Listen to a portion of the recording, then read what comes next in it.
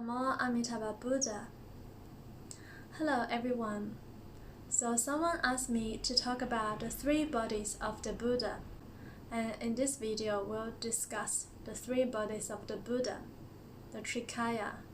So Trikaya in Sanskrit can be literally translated as the three bodies of the Buddha. A Buddha has three bodies, the Dhammakaya, the Saṃbhogakāya, and the Nirmāṇakāya. But what do they mean, and what are the differences? So let's discuss them. First, let's look at Dhammakaya. What is Dhammakaya? We can understand Dhammakaya like the Buddha nature. So Dhammakaya represents the true nature of the mind, or also known as the truth body. So it's not really like a body that we think of like our physical body. Rather, Dhammakaya is like the true nature of the mind, the Buddha's mind, or the Buddha nature. So the Dhammakaya is actually formless, and it is within everything and all beings. So the Dhammakaya is everywhere in this universe. It's like emptiness, or it's like the field in quantum physics. They talk about the field, the oneness of all things and all beings. The Dhammakaya is also the source of the other two bodies, the Saṃbhogakāya and the Nirmāṇakāya. So do we have the Dhammakaya? Yes, we do, because the Buddha nature is in everyone and in everything. Our Buddha nature is no different from other Buddha's nature. So all Buddhas have the same Dhammakaya. But the difference between us and the Buddha is that the Buddha has realized the Dhammakaya. They have realized the Buddha nature. They have realized the emptiness of all phenomena, whereas we still are stuck in this delusioned reality. We have not really realized the Buddha nature. So even though it is everywhere and in everything, we may not feel so. So in essence, the Dhammakaya is formless, is the unmanifest, the uncreate. So with Dhammakaya, there is no beginning or the end. It's eternal. It's as it is. And secondly is the Saṃbhogakāya. So what is the Saṃbhogakāya?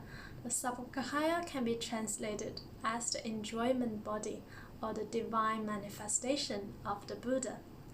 So if we gain rebirth to the Pure Land, then we will see the Saṃbhogakāya of Amitabha Buddha, the Saṃbhogakāya of Guan Yin Avalokiteshvara, the Saṃbhogakāya of Mahasammaprapta.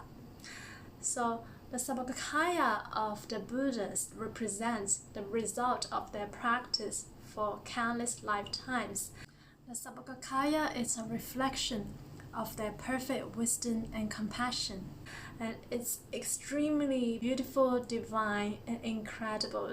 You will see them wearing beautiful clothes, beautiful robes decorated with beautiful jewelries and ornaments. Usually they will be standing or sitting on a huge lotus, a bit like the statues behind me, the three sages for the Western Pure Land of ultimate bliss.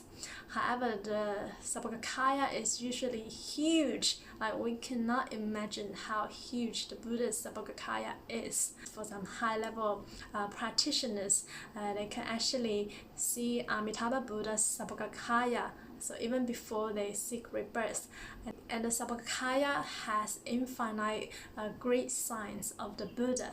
So we talk about in this world the 32 great signs of a great man of the Buddha, but that is more like for the Nirmāṇakāya. But whereas the Saṃbhogakāya really carries infinite great signs of the Buddha, which is a result of the countless lifetimes of practice. It's a representation of the infinite merits of the Buddha. So yes, the Saṃbhogakāya is like the look is kind of like the statues we see in the temples, except in reality they're much bigger, like they're huge beyond our imagination. So I described it in the past video about how Master Huiyuan in his meditation, he actually saw Amitabha 4 times. He saw the Saṃbhogakāya of the Amitabha, and it's huge, as if the whole space is filled with just the Saṃbhogakāya of the Buddha. But when we gain rebirth to the Pure Land, when we realize Buddhahood, we'll also have the same Sambhogakāya of Amitabha Buddha.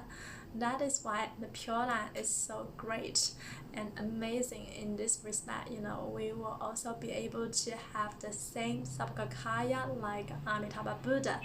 So in the Pure Land, all beings look the same. So there is no more separation and distinction when it comes to look. However, don't worry that you won't recognize each other just because every being looks the same. In the Pure Land, you will immediately know who is whom, and also they dress differently. So like in the 3 sages of the Western Pure Land, although if you look at their face, they actually look the same, but still they have different attire, different jewelry and ornaments, and you will know that who is whom for sure. And the Sambhogakāya of the Buddha will emanate light. This is really the enjoyment body. So wouldn't you enjoy it if you have such a body? So with Sambhogakāya, there is a beginning. When the practitioner has realized a high level of enlightenment, that is where they obtain the Sambhogakāya. And so there is a beginning to this, but there is no end. And it's also eternal in a way.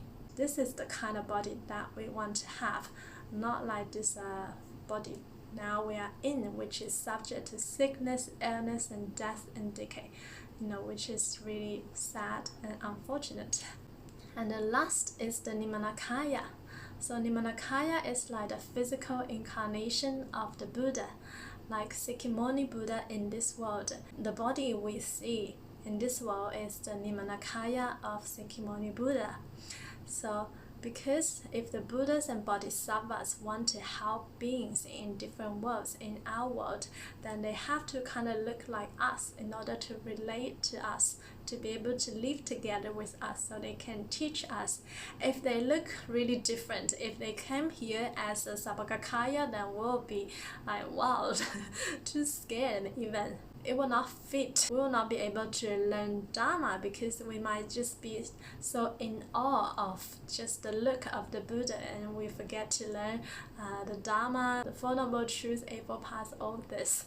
So that is why if the Buddha and Bodhisattvas, they want to come and teach us, then they have to have a body that looks exactly like us. So Sakyamuni Buddha came here as a normal, ordinary human being who also has a body like us, which is subject to physical illness, to death, just like us. So with Nirmanakaya, there is a beginning and an end to this. So they come here for a short time, and when their mission or their job is done, then they will leave. So that is the Nirmanakaya of the Buddha. So do we have Nirmanakaya? Well, in a way, yes, we are in this physical body.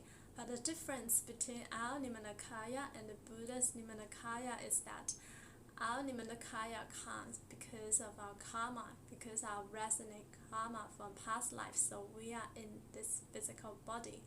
Whereas the Buddha's Nirmanakaya, the Buddha comes here because they feel that the time is right to teach Dharma. They feel that because we need them. They come here as a compassionate response to our needs for help. The Nirmanakaya of the Buddha is not resulted from past karma. Sakyamuni Buddha came down as a prince and to give up everything in pursuit of enlightenment to teach us the Dharma. So it's kind of like a show, like a performance put on by Sakyamuni Buddha in order to relate to us. There are actually a lot of incarnations of Buddhas and Bodhisattvas in our world and all other worlds. Because it is the Bodhisattva's vow and all the Buddha's vow to always help sentient beings to be liberated from sufferings. So they will always come back to help us, to save us, except that we won't know who they are because they will just look completely normal. They will just look exactly like us. So they will not reveal their identity. But the difference is that, after they kind of die, they will not really die like a normal person. They will either seek rebirth to the Pure Land, go back to the Pure Land where they came from, or go to different other worlds to save other beings. So they will definitely not fall into the 3 evil realms. But actually, The Nirmanakaya of a Bodhisattva or Buddha can be in all different 6 realms, depending on what kind of beings they want to save. If they like to save as humans, then they come as a human. If they like to save as animals in the animal realm, then they will incarnate as animals. There are actually a lot of cases of incarnation of bodhisattvas as animals. Like in China, there's a famous case of a bodhisattva who incarnated as a pig to help pigs, to help the animals. So this is a true story. So what the pig did was he only ate meat. He did not eat those, dirty food like all other pigs ate. When other pigs were about to be slaughtered, and they would scream hysterically, and what the meat pig would do was to walk around them, to circle around them, and after that immediately those pigs, they will stop screaming because their pain had been reduced. So the owner really treasured this pig and didn't want to kill him, so the owner kept him to sort of comfort other pigs. So one day an abbot from the Wutai mountain, a really famous temple in China, wrote a letter to this pig called Mint, and he asked one of his disciples to go and send it to this pig. And the disciple was a bit confused. Why, would you write a letter to a pig? And then the disciple opened the letter, and the letter says, Mint, if your job here is done, then you should leave quickly. This is another place for you to stay longer, otherwise you might also lose yourself. And so he handed this letter to this pig, and what the pig could do, the pig could receive this letter by standing up, receive with his 2 front legs, and he opened it and also ate this paper. And after he ate this paper, he sought rebirth immediately. And then after that, everyone knew that the pig was actually an incarnation of a bodhisattva. So actually many stories of bodhisattvas also being animals to help save beings in the animal realm, and so are bodhisattvas in the hungry ghost realm like Guan Yin, and even in the hell realms. So, and also the heavenly realm. So in all the 6 different realms, there are incarnations, there are Nirmanakayas of the bodhisattvas and Buddhas to help save beings. So I hope the video explains the 3 bodies of the Buddha, and may we all seek rebirth to the land of ultimate bliss. Namo Amitabha Buddha.